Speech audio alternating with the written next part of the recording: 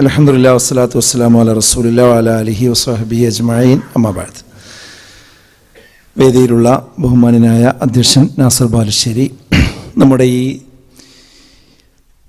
സർഗ വസന്തത്തിൻ്റെ അതിൻ്റെ സാംസ്കാരിക സദസ്സിൻ്റെ ഉദ്ഘാടനം നിർവഹിച്ച നമ്മുടെ പ്രസിഡന്റ് PN അബ്ദുൽ ലത്തീഫ് മദനി, അതുപോലെ തന്നെ ഇവിടെ പ്രധാനമായി നമ്മുടെ അതിഥികളായി ഇവിടെ സംസാരിച്ച സുരേന്ദ്രൻ സാറ്, ഫൈസൽ എളേറ്റിൽ, വേദിയിലുള്ള മറ്റു സാരഥികളെ, സഹോദരങ്ങളെ, സുഹൃത്തുക്കളെ, നിങ്ങൾ ഇപ്പോൾ ചിന്തിക്കുന്നുണ്ടാവുക ഞാൻ എത്ര സമയം സംസാരിക്കും എന്നതായിരിക്കും.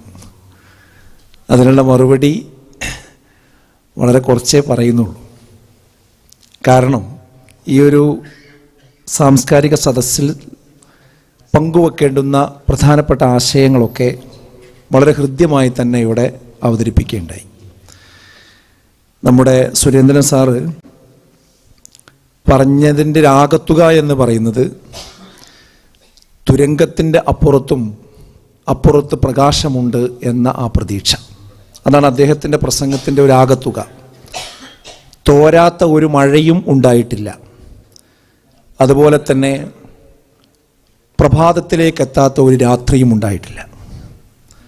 നമ്മുടെ ഇന്ത്യ രാജ്യത്ത് ഇന്ന് കലങ്ങി മറിഞ്ഞുകൊണ്ടിരിക്കുന്ന കലുഷിതമായ സാഹചര്യത്തിൽ ഒരു പുലരി ഉണ്ടാകും എന്നത് അദ്ദേഹത്തിൻ്റെ അനുഭവങ്ങളിലൂടെ അദ്ദേഹം നമ്മുടെ മുമ്പിൽ തുറന്നു വെച്ചു.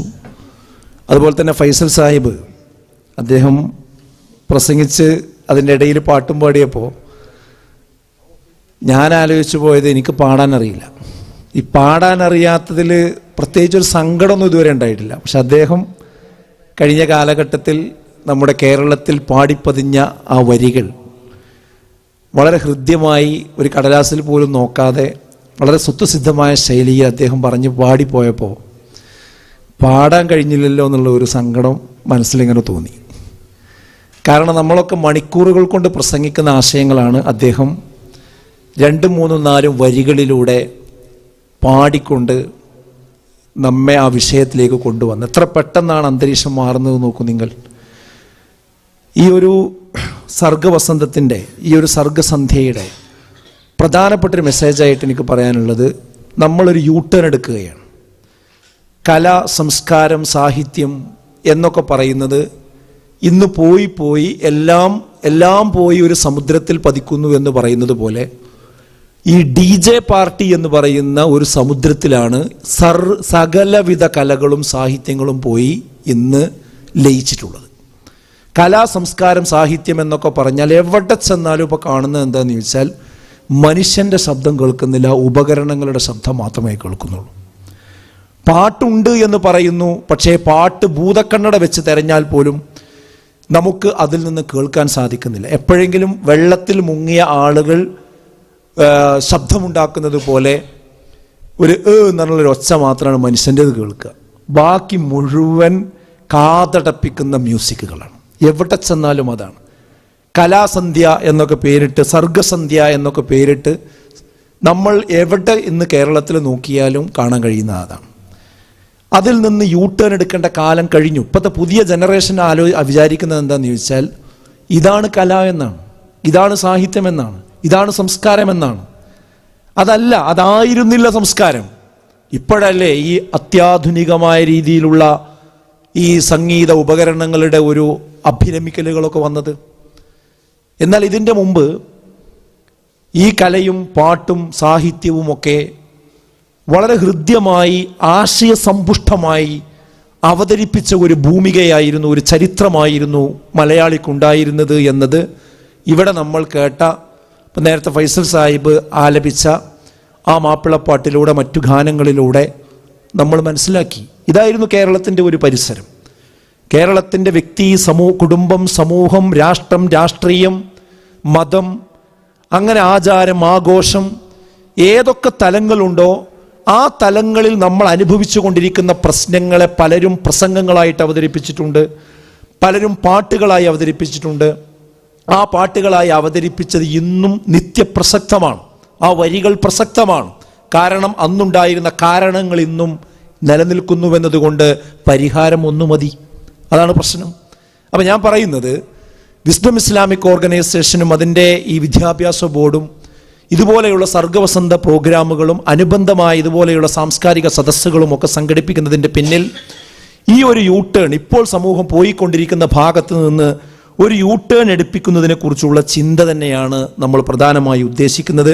അത് വളരെ സാധ്യമാണ് എന്ന് തന്നെയാണ് ഇതിൽ നിന്നൊക്കെ നമുക്ക് മനസ്സിലാക്കിയെടുക്കാൻ കഴിയുന്ന ഒരു കാര്യം. നേരത്തെ ഫൈസൽ സാഹിബ് ഇവിടെ സൂചിപ്പിച്ച ഒരു കാര്യത്തിൽ ഒരു കമൻറ്റ് ചെയ്യാനാണ് ഞാൻ പ്രധാനമായിട്ട് ഉദ്ദേശിക്കുന്നത്. അതായത്, നിങ്ങൾക്കൊരല്ലാഹു പോരേ എന്ന ആ പാട്ട് പാടിയപ്പോൾ നേരത്തെ ഗവൺമെൻറ്റിൻ്റെ സദസ്സിൽ പ്രശ്നമുണ്ടായി എന്ന് പറഞ്ഞു. അതുപോലെ തന്നെ പിന്നീട് ഇപ്പോൾ ഈ അടുത്ത് എവിടെയോ ഒരു പ്രോഗ്രാമിൽ അത് പാടിയപ്പോൾ അവിടെയും പ്രശ്നമുണ്ടായി എന്ന് പറഞ്ഞു. എന്താണ് ഇത് പാടുമ്പോൾ അത്ര പ്രശ്നം ഉണ്ടാകാൻ കാരണം? ഇന്ന് നമ്മുടെ സമൂഹം വേർതിരിയുന്നത് ഒന്നുകിൽ ലയിച്ചു ചേരുക, അല്ലെങ്കിൽ യാതൊരു ബന്ധവും ഇല്ലാതെ ജീവിക്കുക. ഈ രണ്ട് അറ്റങ്ങളിലേക്കാണ് ഇന്ന് നമ്മുടെ സാംസ്കാരിക ലോകം പോയിക്കൊണ്ടിരിക്കുന്നത്. സാംസ്കാരികമായ പരിപാടികൾ എന്ന് പറഞ്ഞാൽ എല്ലാവരും എല്ലാത്തിലും ലയിച്ചു ചേരുമ്പോൾ മാത്രമേ സംസ്കാരമാകുന്നുള്ളൂ എന്ന ഒരു പുതിയ വേർഷൻ ഇന്ന് കൊണ്ടുവരുന്നുണ്ട്. അതുകൊണ്ട് തന്നെയാണ് അതിൽ നിന്ന് വേറിട്ടുകൊണ്ട് തൻ്റെ സ്വന്തമായ ഒരു വ്യക്തിത്വം, ഒരാശയം, ഒരഭിപ്രായം പ്രകടിപ്പിച്ചാൽ അതെന്തോ ഒരു മഹാ അപരാധമാണ്, കുറ്റമാണ്, തെറ്റാണ് എന്ന ഒരു നരേറ്റീവ് ഇന്ന് വന്നുകൊണ്ടിരിക്കുന്നുണ്ട്. അതുകൊണ്ട് സാംസ്കാരിക ലോകത്ത് ജീവിക്കണമെങ്കിൽ എല്ലാത്തിനോടും ലയിച്ചു ചേരണം. തൻ്റെ അസ്തിത്വവും വ്യക്തിത്വവും നേരത്തെ സുരേന്ദ്രൻ സാർ ഇവിടെ പറഞ്ഞതുപോലെയുള്ള തൻ്റെ നട്ടെല്ലും മടക്കി ചുരുട്ടി എല്ലാവരും ഒന്നിച്ചു നിൽക്കുക, എല്ലാവരും ലയിച്ചു ചേരുക, എല്ലാവരും ഒന്നാണെന്ന് പറയുക, എന്നാലേ നിലനിൽക്കാൻ കഴിയുള്ളൂ എന്നുള്ള ഒരു കാഴ്ചപ്പാടാണ്. അല്ലെങ്കിലോ ഞാൻ ഒന്നിനോടും ബന്ധമില്ലെന്ന് പറഞ്ഞ് അടഞ്ഞ വാതിലിൻ്റെ ഉള്ളിൽ സമൂഹവുമായും ജനങ്ങളുമായും ബന്ധമില്ലാതെ ജീവിക്കുന്ന ഒരവസ്ഥ. എന്നാൽ ഇതിൻ്റെ രണ്ടിൻ്റെയും മധ്യമമായ, അറബി ഭാഷയിൽ പറഞ്ഞാൽ ഒരു വസത്തിയായ ഒരു കാഴ്ചപ്പാടിലാണ് വിസ്ഡം ഇസ്ലാമിക് ഓർഗനൈസേഷൻ ഈ വിഷയങ്ങളെ കാണുന്നത്. ഇതൊരു ബഹുമത സമൂഹമാണ്, പ്രത്യേകിച്ച് നമ്മുടെ മലയാളി സമൂഹം. ഇവിടെ എല്ലാവരും സംഗമിക്കുന്ന ഇടങ്ങളുണ്ടാകണം, പൊതു ഇടങ്ങളുണ്ടാകണം. അതിൽ നമ്മൾ ഉണ്ടാകേണ്ടതുണ്ട്. അതോടൊപ്പം അവൻ്റെ വ്യക്തിത്വവും വിശ്വാസവും സംസ്കാരവും ഉയർത്തിപ്പിടിച്ചുകൊണ്ട് തന്നെ അതിനെ ആ വ്യക്തിത്വത്തിൽ യാതൊരു മായവും ചേർക്കാതെ തന്നെ എല്ലാവരുമായും സഹകരിച്ചു പോകുന്ന ഒരു ഇടം, ഒരു സാംസ്കാരിക ഇടം. അതാണ് യഥാർത്ഥത്തിലുള്ള സാംസ്കാരിക ഇടം എന്ന് പറയുന്നത്. അതിനാണ് ആത്മാർത്ഥത എന്ന് പറയുന്നത്. അതല്ലാതെ ഇപ്പോൾ സുരേന്ദ്രൻ സാർ ഇവിടെ വന്നിട്ട് പറഞ്ഞു, ഇത് ഇവിടെ കൂടുതൽ പങ്കെടുത്തിരിക്കുന്നത് നമുക്ക് എല്ലാവർക്കും അറിയാം, ഇത് മതപരമായി ചിന്തിക്കുന്ന വിശ്വാസി സമൂഹമാണ്. ഈ വിശ്വാസി സമൂഹങ്ങളുടെ കൂട്ടത്തിൽ നിന്നുകൊണ്ട് അദ്ദേഹം പറഞ്ഞു, ഞാൻ മതവിശ്വാസിയല്ല എന്ന്. പക്ഷെ നമുക്കത് പ്രത്യേകിച്ചൊന്നും തോന്നുന്നില്ലല്ലോ. ഇതുപോലെ തന്നെ മതമില്ലാത്തവരുടെ കൂട്ടത്തിൽ, വ്യത്യസ്ത കാഴ്ചപ്പാടുള്ളവരുടെ കൂട്ടത്തിൽ ഞാനൊരു മതവിശ്വാസിയാണ്, ഞാനൊരു ഇസ്ലാമാണ്, ഞാൻ ഏകദൈവ വിശ്വാസിയാണ്, ഈ പ്രപഞ്ചത്തിന്റെ സട്ടാവിനെ മാത്രമേ പ്രാർത്ഥിക്കാൻ പാടുള്ളൂ എന്ന ആശയം പറയാനുള്ള ഒരു സ്പേസ് ഇവിടെ ഉണ്ടാകണ്ടേ? ആ സ്പേസ് ഇന്ന് മറഞ്ഞുപോയിക്കൊണ്ടിരിക്കുന്നു എന്നതാണ്. നിങ്ങൾക്കൊരല്ലാഹു പോരെ എന്ന പാട്ട് പാടുമ്പോൾ ഉണ്ടാകുന്ന പ്രശ്നം, അത് വളർന്ന് ഇന്ന് എത്തി നിൽക്കുന്നത് എവിടെയാണെന്ന് ചോദിച്ചാൽ, ഇന്ന് സമൂഹത്തിൽ വിഘടനവാദം ഉണ്ടാകുന്നത്, വർഗീയത ഉണ്ടാകുന്നത്, വിഭാഗീയത ഉണ്ടാകുന്നതിൻ്റെ പിന്നിൽ എല്ലാ സാഹിത്യകാരന്മാരും എഴുതി എത്തിച്ചിരിക്കുന്നത് എൻ്റേതു മാത്രമാകുന്നു ശരിയെന്ന് ഒരാൾ വിശ്വസിക്കുകയും അതുമാത്രമേ ശരിയുള്ളൂ എന്ന് പറയുന്നതുമാണ് എല്ലാ വിഘടനവാദത്തിൻ്റെയും ധ്രുവീകരണത്തിൻ്റെയും തുടക്കമെന്നാണ് ചില സാഹിത്യകാരന്മാർ അവരുടെ കൃതികളിൽ എഴുതി വച്ചിരിക്കുന്നത്. തെറ്റാണത്, തിരുത്തേണ്ട ആശയമാണത്. ഇവിടെ പൊളിറ്റിക്കൽ പാർട്ടികളാകട്ടെ, സംഘടനകളാകട്ടെ, മതങ്ങളാകട്ടെ, ദർശനങ്ങളാകട്ടെ, അവർക്ക് അതിനോട് ആത്മാർത്ഥത വേണമെന്ന് നമുക്ക് പറയാനുള്ളത്. ഒരു കമ്മ്യൂണിസ്റ്റുകാരൻ ഏതൊരു വേദിയിലും ഞാൻ കമ്മ്യൂണിസ്റ്റുകാരനാണ്, കമ്മ്യൂണിസം മാത്രമാണ് ശരി എന്ന് അയാൾക്ക് പറയാൻ കഴിയണം. അതുപോലെ തന്നെ മറ്റു ദർശനങ്ങളാണ് ശരിയെന്ന് വിശ്വസിക്കുന്നവർക്ക് അത് മാത്രമാണ് ശരിയെന്ന് പറയാൻ കഴിയണം. ഒരു മുസ്ലിമിന് ഇസ്ലാം മാത്രമാണ് ശരിയെന്ന് പറയാൻ കഴിയണം. അള്ളാഹുവിനോട് മാത്രമേ പ്രാർത്ഥിക്കാവൂ എന്നതാണ് ശരിയായ ആദർശമെന്ന് പറയാൻ കഴിയണം. അത് മാത്രമേ ശരിയുള്ളൂ എന്ന് പറയാൻ കഴിയണം. നാളെ പരലോകത്ത് രക്ഷ കിട്ടണമെങ്കിൽ ഇന്നദ്ദീന ഇൻദല്ലാഹിൽ ഇസ്ലാം, അള്ളാഹുവിൻ്റെ അടുക്കൽ സ്വീകാര്യയോഗ്യമാകുന്നത് ഇസ്ലാം മാത്രമാണ് എന്ന് പറയാൻ കഴിയണം. ഇതുകൊണ്ടൊന്നും വിഭാഗീയത ഉണ്ടാകില്ല, പ്രശ്നങ്ങൾ ഉണ്ടാവില്ല. എപ്പോഴാണ് പ്രശ്നം ഉണ്ടാകുക എന്നറിയോ? എൻ്റെ ശരി നിങ്ങളെല്ലാവരും നിർബന്ധമായി അംഗീകരിക്കണം എന്ന് പറയുമ്പോഴാണ് അവിടെ പ്രശ്നമുണ്ടാവുക. സാംസ്കാരിക ലോകത്ത് യൂട്ടേൺ എടുക്കേണ്ട പ്രധാനപ്പെട്ട ഒരു വിഷയമാണിത്. ഇന്ന് പരസ്പര അഡ്ജസ്റ്റ്മെൻ്റാണ്.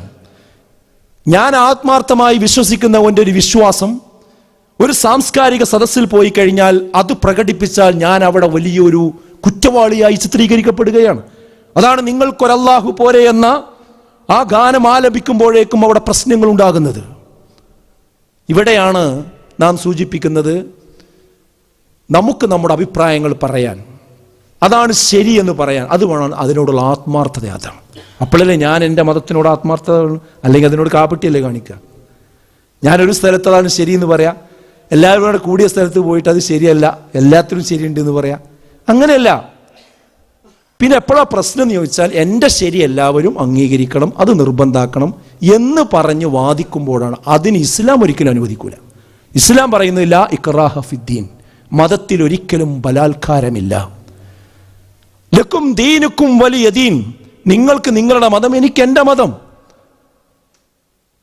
റസൂലുള്ളാഹി സ്വല്ലല്ലാഹു അലൈഹി വസല്ലം മദീനയിൽ വരുമ്പോൾ അവിടെ ജൂതന്മാരുണ്ട്, പ്രവാചകനും അനുയായികളുമുണ്ട്. അവരുമായി കരാറിൽ ഏർപ്പെടുകയാണ്. എന്താ കരാറ്? നിങ്ങൾക്ക് നിങ്ങളുടെ മതം അനുസരിച്ച് ജീവിക്കാം, ഞങ്ങൾ ഞങ്ങളുടെ മതം അനുസരിച്ചും ജീവിക്കും.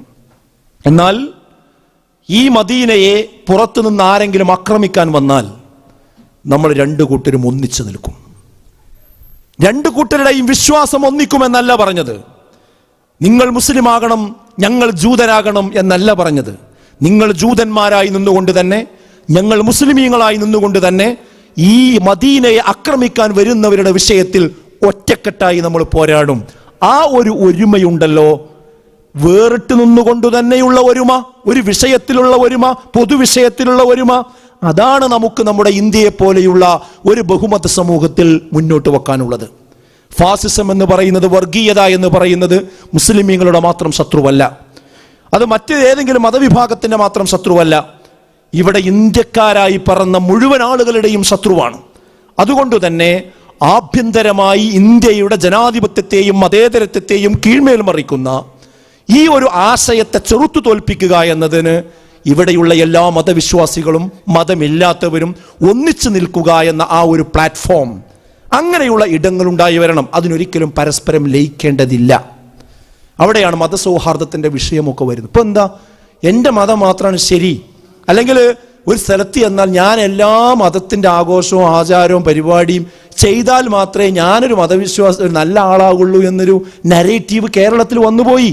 നേരത്തെ ഫൈസൽ സാഹിബ് പറഞ്ഞല്ലോ, അങ്ങനെയുള്ള വിഷയം പറയുമ്പോൾ അത് വലിയ ചർച്ചകൾക്ക് വിവാദമാകുന്നു എന്നത്.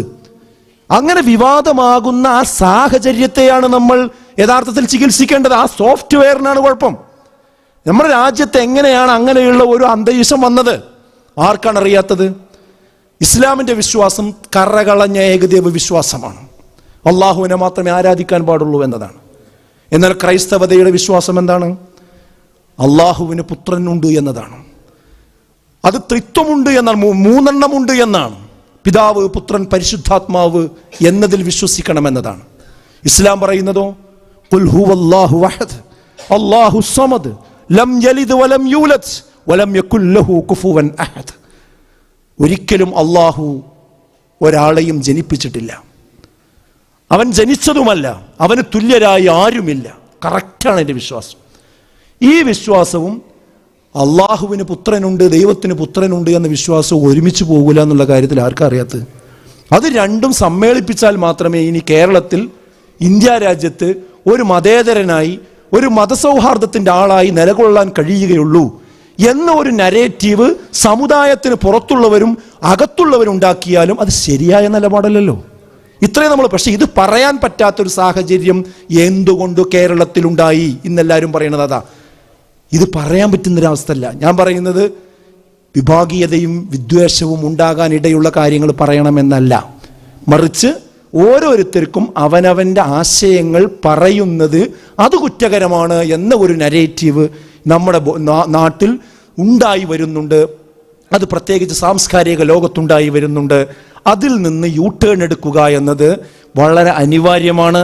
ഈ ഒരു ചിന്ത ഈ സർഗസന്ധ്യയിലൂടെ നാം മുന്നോട്ട് വെക്കുകയാണ്, സാംസ്കാരിക സദസ്സിലൂടെ നാം മുന്നോട്ട് വെക്കുകയാണ്. ഇതാണ് നമുക്ക് ഏറ്റവും പ്രധാനമായിട്ട് ഇവിടെ സൂചിപ്പിക്കുവാനുള്ളത്. അതുപോലെ തന്നെ ഇസ്ലാം നമുക്കറിയാം, ഏകദൈവ ആരാധനയ്ക്ക് വിരുദ്ധമായ രീതിയിൽ ബഹുദൈവ വിശ്വാസത്തിലേക്ക് പോകാൻ സാധ്യതയുള്ള എല്ലാ വാതിലുകളും അടച്ചു. അതുകൊണ്ടാണ് നിങ്ങൾ ചിത്രരചനയിൽ ഏർപ്പെടരുത് എന്ന് പറഞ്ഞത്, പ്രതിമാ നിർമ്മാണത്തിൽ ഏർപ്പെടരുത് എന്ന് പറഞ്ഞത്. അത് പോകാൻ സാധ്യതയുള്ളത് കൊണ്ട് അത് നിഷിദ്ധമാക്കിയതാണ്. ഇങ്ങനെ എല്ലാ കാര്യത്തിലും നമുക്ക് കാണാൻ സാധിക്കും.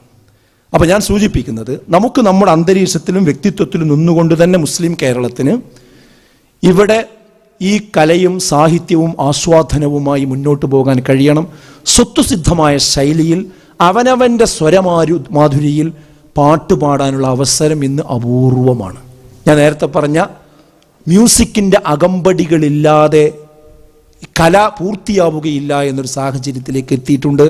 എന്നാൽ ഇവിടെ വിസ്ഡം ഇസ്ലാമിക് ഓർഗനൈസേഷനും അതിൻ്റെ വിദ്യാഭ്യാസ ബോർഡും അതിൻ്റെ വിദ്യാർത്ഥി വിഭാഗവും ഒക്കെ പ്രായോഗികമായി തെളിയിക്കുകയാണെന്ത്, മ്യൂസിക്കിൻ്റെ ഒരു ലെവൽ ലേശമില്ലാതെ തന്നെ മനുഷ്യൻ്റെ സർഗവാസനകൾ വളരെ ഹൃദ്യമായി ഇവിടെ അവതരിപ്പിക്കാൻ കഴിയും എന്നത് നമ്മളിവിടെ ഈ 2 ദിവസം കൊണ്ട് തെളിയിക്കുകയാണ്. ഈണം എന്ന പ്രത്യേക പരിപാടി നിങ്ങൾ ശ്രദ്ധിച്ചിട്ടുണ്ടായിരിക്കും. ആ പാട്ട് എത്ര ആളുകളാണ്, ലക്ഷക്കണക്കിന് മനുഷ്യന്മാരാണത് കേട്ടുകൊണ്ടിരിക്കുന്നത്. നേരത്തെ ഫൈസൽ സാഹിബ് ഇവിടെ പാടിപ്പോയ ഓരോ പാട്ടിനും ഒരു മ്യൂസിക്കിൻ്റെ അകമ്പടിയും ഇല്ലാതെ തന്നെ എത്ര മനോഹരമായി അത് പാടാൻ കഴിയുന്നുണ്ട്, എത്ര ആശയങ്ങൾ ഇതിൽ നിന്ന് കിട്ടുന്നുണ്ട്. അപ്പം ഇങ്ങനെയുള്ള ഒരു സാഹചര്യത്തിലേക്ക് ഈ കലാരംഗത്തെ, പ്രത്യേകിച്ച് മുസ്ലിം കൈരളിയെ ഇന്നെല്ലാവരും അങ്ങോട്ട് യാത്ര ചെയ്തുകൊണ്ടിരിക്കുകയാണ്. മുസ്ലിമീങ്ങൾക്കുള്ളൊരു അസ്തിത്വവും വ്യക്തിത്വവും കളഞ്ഞു കുളിച്ചുകൊണ്ട് നാട്ടിൽ എന്താണോ കാണുന്നത് അതിനെ കോപ്പി പേസ്റ്റ് ചെയ്തുകൊണ്ടുള്ള ഒരു സാംസ്കാരിക സദസ്സുകളിലേക്കും പരിപാടികളിലേക്കും കടന്നു പോകുമ്പോൾ ഈ അസ്തിത്വത്തിലും വ്യക്തിത്വത്തിലും നിന്നുകൊണ്ട് തന്നെ ഇതിനെ പ്രയോജനപ്പെടുത്തുവാനുള്ള വഴികളാണ് നമ്മളിവിടെ അന്വേഷിച്ചു കൊണ്ടിരിക്കുന്നത്. അതിൻ്റെ മാർഗത്തിലൂടെയാണ് നമ്മൾ മുന്നോട്ട് പോയിക്കൊണ്ടിരിക്കുന്നത്. ഞാൻ ദീർഘിച്ച് സംസാരിക്കുന്നില്ല. നമ്മളിവിടെ സൂചിപ്പിച്ചതുപോലെ തന്നെ ഇന്ന് മതപരമായ കാര്യങ്ങളിൽ ചില ആൾക്കാർ പറയാറുണ്ട്, മതം ഒരിക്കലും രാഷ്ട്രീയത്തിൽ ഇടപെടേണ്ട കാര്യമല്ല, മതം ഒരിക്കലും സമൂഹത്തിൽ ഇടപെടേണ്ട കാര്യം, അത് തീർത്തും വ്യക്തിപരമായ കാര്യമാണെന്ന് പറഞ്ഞ് സ്ഥാപിക്കാറുണ്ട്. അങ്ങനെയൊന്നുമല്ല. മതത്തിന് എല്ലാ മേഖലയിലും അതിന് നിർദ്ദേശങ്ങളുണ്ട്, അഭിപ്രായങ്ങളുണ്ട്, ദർശനങ്ങളുണ്ട്, സംശയമൊന്നുമില്ല. അത് പലപ്പോഴും അവർക്ക് ഉൾക്കൊള്ളാൻ കഴിയില്ല. പക്ഷെ ഇപ്പം കാണുന്നൊരു ചിത്രം എന്താ വെച്ചാൽ, മതത്തിൻ്റെ കാര്യത്തിൽ ഇപ്പം ഈ പറയുന്ന ആൾക്കാർക്കൊക്കെ കയറി ഇടപെടാം.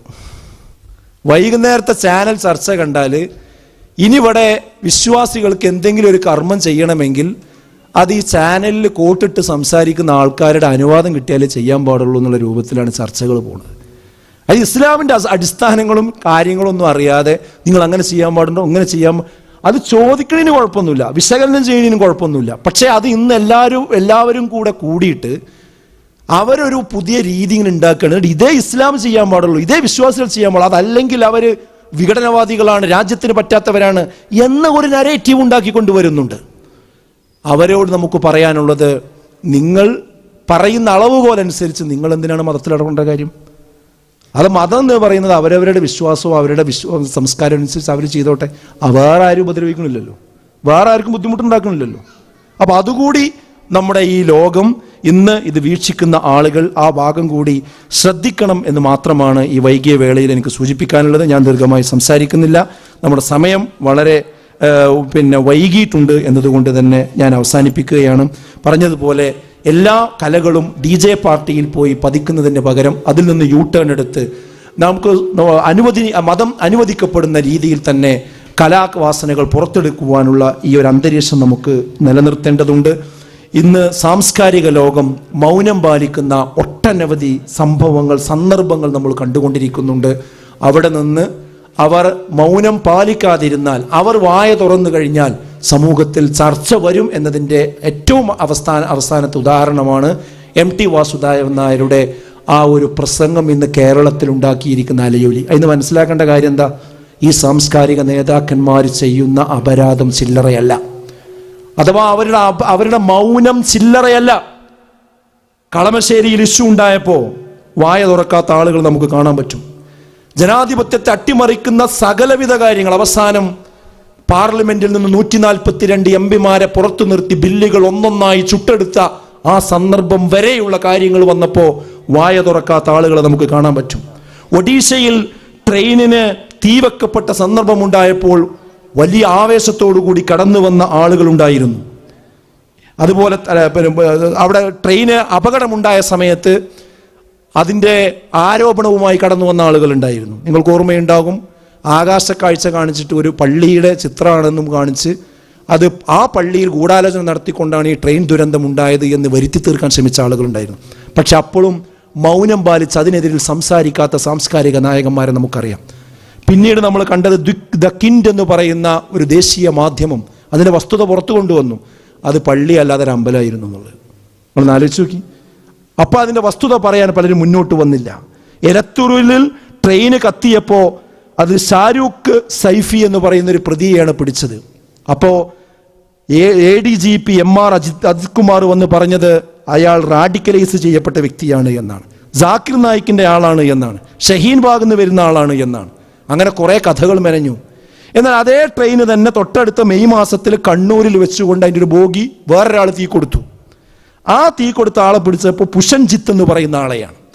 അദ്ദേഹത്തിന് ആകെ ചാർത്തി കൊടുത്തത് അദ്ദേഹം ബുദ്ധിയില്ലാത്ത ഒരു ഭിക്ഷക്കാരൻ മാത്രമാണ് എന്നാണ്.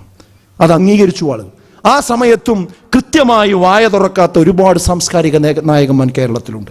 ഇങ്ങനെ അങ്ങ് പറഞ്ഞു പോവുകയാണെങ്കിൽ ധാരാളം സന്ദർഭങ്ങൾ. എന്നാൽ അവരൊക്കെ ഒന്ന് നേരെ നിന്ന് ഈ കാര്യങ്ങളെക്കുറിച്ച് സംസാരിച്ചിരുന്നുവെങ്കിൽ നമ്മുടെ ഈ മലയാളികളെ, നമ്മുടെ ഈ കേരളത്തെ, നമ്മുടെ ഇന്ത്യ രാജ്യത്തിൻ്റെ സൗഹാർദ്ദത്തെ തിരിച്ചു കൊണ്ടുവരാൻ, ഇവിടെ വിശപ്പുക ഉയർത്തുന്ന ആളുകളെ പിടിച്ചു കെട്ടാൻ സാധിക്കുമായിരുന്നില്ലേ? പക്ഷെ അവർ മൗനം പാലിക്കുന്നുവെന്നത് ഒരു നല്ല അടയാളമല്ല. അതുകൊണ്ട് ഈ കാലഘട്ടത്തിൽ സംസാരിച്ചു കൊണ്ടിരിക്കുന്നവരെ അങ്ങേയറ്റം നമ്മൾ ആദരിക്കണം, ബഹുമാനിക്കണം.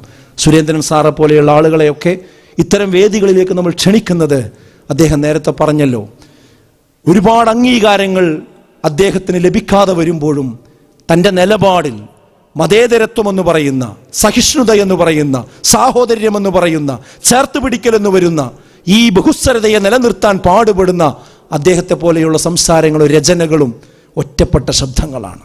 അതുകൊണ്ടാണ് ഇത്തരം വേദികളിലൂടെയൊക്കെ അദ്ദേഹത്തെ പോലുള്ള ആളുകളൊക്കെ നമ്മൾ ക്ഷണിച്ചുകൊണ്ടിരിക്കുന്നത്. ഇങ്ങനെയുള്ള ശബ്ദങ്ങൾ സമൂഹം കേൾക്കേണ്ടതുണ്ട്. അങ്ങനെ അവനവൻ്റെ വിശ്വാസത്തിലും ആചാരത്തിലും ഉറച്ചു നിന്നുകൊണ്ട് തന്നെ ഇവിടെയുള്ള സാംസ്കാരികമായ രംഗത്ത് നിലയുറപ്പിച്ച് മുന്നോട്ട് പോകുവാൻ നമുക്ക് കഴിയണം. സാംസ്കാരികത എന്ന് പറഞ്ഞാൽ, ലോകമെന്ന് പറഞ്ഞാൽ പാശ്ചാത്യന്മാരെ കോപ്പിയടിക്കലല്ല എന്നുകൂടി മലയാളികൾ തിരിച്ചറിയേണ്ടതുണ്ട്. അവർ ഛർദ്ദിച്ചത് മുഴുവൻ വീണ്ടും വായിലേക്കിട്ട് ഛർദ്ദിക്കുന്നതിൻ്റെ പേരല്ല സാംസ്കാരിക ലോകമെന്ന് പറയുന്നത്. മറിച്ച് അവരൊക്കെ യൂട്ടേൺ എടുത്തുകൊണ്ടിരിക്കുമ്പോൾ വീണ്ടും നമ്മൾ അത് തന്നെ, ജെൻഡർ ന്യൂട്രലായിരുന്നാലും ജനസംഖ്യയുമായി ബന്ധപ്പെട്ട വിഷയമായിരുന്നാലും അതുപോലെ ഏത് വിഷയമായിരുന്നാലും ആ പാശ്ചാത്യരുടെ പിന്നാലെ പോകുന്നതിൻ്റെ പേരല്ല സാംസ്കാരിക ലോകമെന്ന് പറയുന്നത്. ഇന്ത്യക്ക് ഇന്ത്യയുടേതായ തനിമയുണ്ട്, കേരളത്തിന് മലയാളിക്ക് മലയാളിയുടേതായ തനിമയുണ്ട്. ആ തനിമ നിലനിർത്തിക്കൊണ്ട് ഈ രംഗത്ത് മുന്നോട്ട് പോകാൻ കഴിയണം. അങ്ങനെയുള്ള ഒരു ചിന്ത കേരളത്തിന് പങ്കുവെക്കാൻ ഈ ഒരു സർഗസന്ധ്യക്ക് സാധിച്ചിട്ടുണ്ട് എന്നത് നമുക്കറിയാം. ഇത്രയും നേരം ഇത് കേട്ട എല്ലാവർക്കും ഞാൻ വ്യക്തിപരമായി നന്ദി പറഞ്ഞുകൊണ്ട് ഞാൻ എൻ്റെ വാക്കുകൾ അവസാനിപ്പിക്കുന്നു.